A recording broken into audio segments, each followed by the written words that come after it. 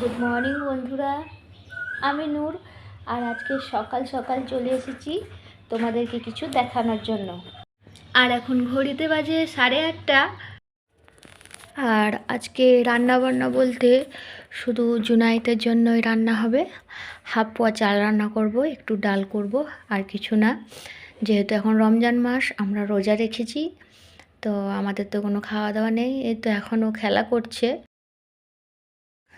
আর যেটা দেখাবার জন্য সকাল সকাল ভিডিওটা করা, সেটা হলো তোমাদেরকে দেখাই আমি আমার শখের সবজি বাড়ি দেখাবো আজকে। এগুলো কিছু ফুল গাছ লাগিয়েছি, ছোট ছোট ফুল হচ্ছে, খুব সুন্দর দেখতে ফুলগুলো। এগুলো সারা বছরই ফুল দিবে।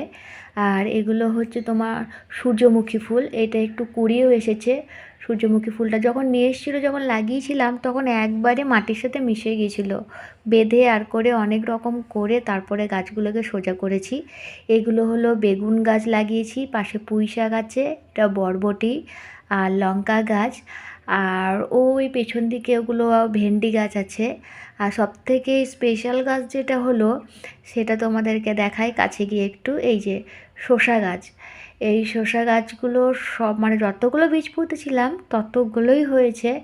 আর ওর শসা গাছের জন্য স্পেশাল করে এই যে একটা মাচা তৈরি করেছি সুতো দিয়ে। তো যখন এটা বড় হবে ওপরেই উঠবে। আর এই যে ভেন্ডি গাছগুলো লাগিয়েছি, ভেন্ডি গাছগুলো অবশ্য আমার লাগানো হয়নি। এগুলো মানে একটা একটা বীজ করে করে লাগাতে হতো।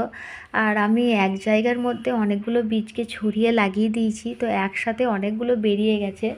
পরে আমাকে জুনায়েতের পাপা বকেছিল যে এরকম করে লাগাই না। তো আমি তো কোনো দিন লাগাইনি, প্রথমবার লাগিয়েছি, তো এরকমই হয়েছে। আর তারপরে তোমাদেরকে দেখাই এই যে একটা গোলাপ ফুলের গাছ লাগিয়েছি এখানে। এই গোলাপ ফুলটা হলো একবারে ডিপ খয়েরি। এই ফুলটা ডিপ খয়েরি কালার।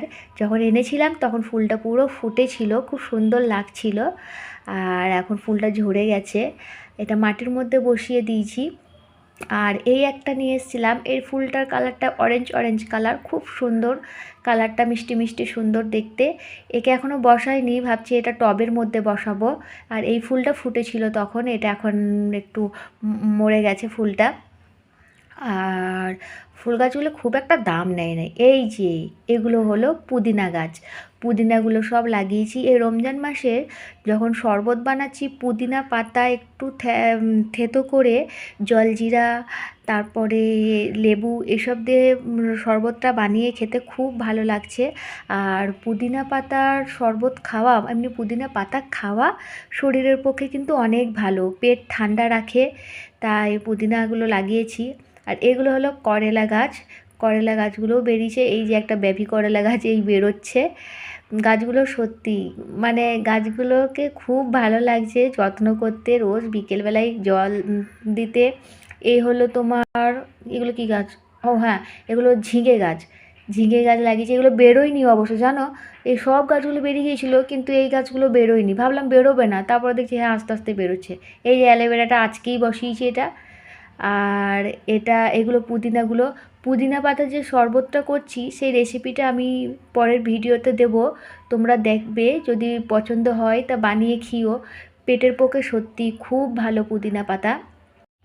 বাস এই ছোট্ট একটা সবজি বাড়ি আমার, আপনাদের সাথে শেয়ার করলাম সবজি বাড়িটা। কেমন লাগলো একটা লাইক করে দিও, সাবস্ক্রাইব করে দিও। ওকে, টাটা, ভালো থাকবে সবাই।